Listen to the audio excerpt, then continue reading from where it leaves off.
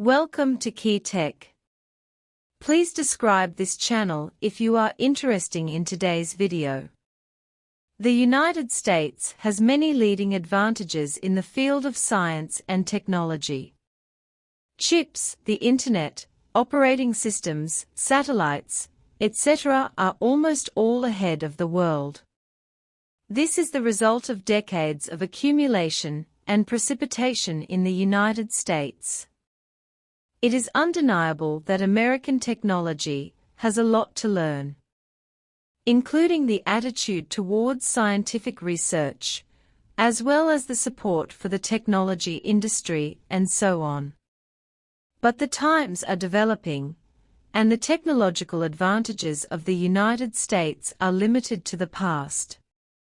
Looking to the future, China has already shown good results, and the United States has suppressed China's technological reversal. Technology is the primary productive force. This sentence is very applicable at any time. No matter what we do, we cannot do without the support of technology. Whether it is a software system or a hardware facility, in the final analysis, researchers are required to carry out scientific and technological innovation. Taking technology in the United States as an example, the operating system monopolizes the global market ecology, and Google Android, Apple iOS, and Microsoft Windows have unshakable influence in their respective fields. Chips are dominated by American companies such as Intel and Qualcomm. Only the combination of the operating system and the chip is enough to build a world-class information technology system, affecting all walks of life around the world. Although the scientific and technological strength of the United States has given the other party a lot of confidence, it can act as the first person to talk about many things. However, as technologies such as artificial intelligence, 5G, industrial manufacturing, and quantum computing are fully blossoming in China, the attitude of the United States has changed. In the past 3 to 4 years, the United States has used rules that can be seen everywhere to impose constraints on various technology industries. With the rapid development of China's technology, the United States has taken a cautious attitude. This attitude is not self-motivation, but interference in the globalized market. The United States not only uses its own technological advantages, but also draws allies to join its camp, forming a larger circle. The actions of the United States are not conducive to the globalization of the industrial chain, and many suppliers have expressed their opposition to the rules. But the United States didn't listen to it, and it seems that it has reached an agreement with Japan and the Netherlands on the lithography system, which has brought many variables to the market. In addition, the US also revealed that it plans to implement a rule in May to cut off all ties between US companies and Huawei. Leaving aside when these actions will be implemented and what impact they will bring, the United States may not necessarily have good results if it insists on going its own way. It may be difficult for US companies, which are facing a double decline in revenue and profit, to see a broad market picture, and things will be difficult to return to the initial state. But the reversal has come, and the US media said, it is difficult for the US to suppress China's technological development. An article published in the US media, Will China Become a Global Technology Superpower? In the article, it mentioned the innovative development of Chinese science and technology in the fields of artificial intelligence. It also analyzes the current practice of the United States. Institutions and industry participants from all over the world are interacting with China, adding variables to the actions of the United States. Just like the Dutch ASML company, It has been striving for cooperation opportunities in the Chinese market and signing orders. The Netherlands also said that it will not copy the US practice. It can be seen that from the very beginning, countries tend to favor a free trade environment.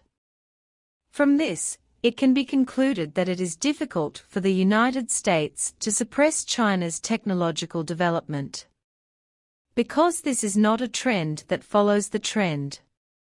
In the context of globalization, each country and region is an important participant, providing technical equipment and a sales environment. The United States is manufacturing a large number of chips and providing huge subsidies to promote the localization of chips, but these chips cannot be separated from the market after all. As the world's largest chip consumer market, China's chip sales in 2022 will be $180.3 billion. Although it fell by 6.3% year-on-year, it is still the largest chip market. If the United States wants to sell chips, the Chinese market is indispensable. In addition, from the perspective of technological innovation, the United States wastes too much time on irrelevant things. China is accelerating the construction of 5G base stations. Today, the number of 5G base stations in China has reached more than 2.2 million, and the number of 5G users ranks first in the world. However, the United States has been struggling with whether to dismantle old equipment. Operators involved in dismantling equipment cannot receive subsidies, and progress is slow. Precious 5G construction time is spent on dismantling equipment and hindering operator selection. If this time can be used for 5G patent research and development and communication facility construction, I am afraid it will not be the case. The development of science and technology at the present stage is highly dependent on electronic chips. At present, the manufacture of electronic chips depends on silicon-based materials. Although silicon-based materials are made of sand that can be seen everywhere, they are not very stable in physical properties. Manufacturing molding requires a high degree of reliance on lithography equipment. But it is convenient for the country to lag behind. A large number of technical patents are occupied by Europe and the United States, which makes it very difficult to overtake on corners. Therefore, the current development of China's chip industry is mainly divided into two steps. One is to continue to deepen the silicon base. In the field of chips, the second is to focus on disruptive technologies. After years of hard work, China has achieved a breakthrough in the quantum chip and has realized the independence of software and hardware. Different processes and manufacturing equipment are also different.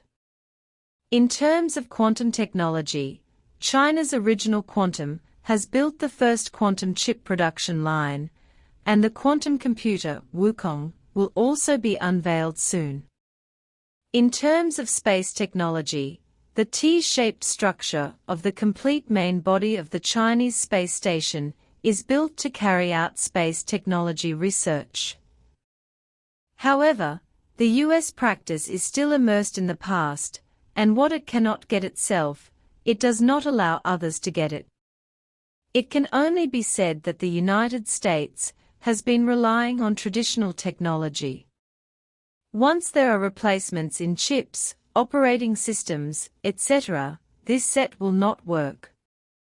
Technology without borders is a theory that the United States vigorously promotes, but it is also the United States that breaks this theory, so it will go its own way.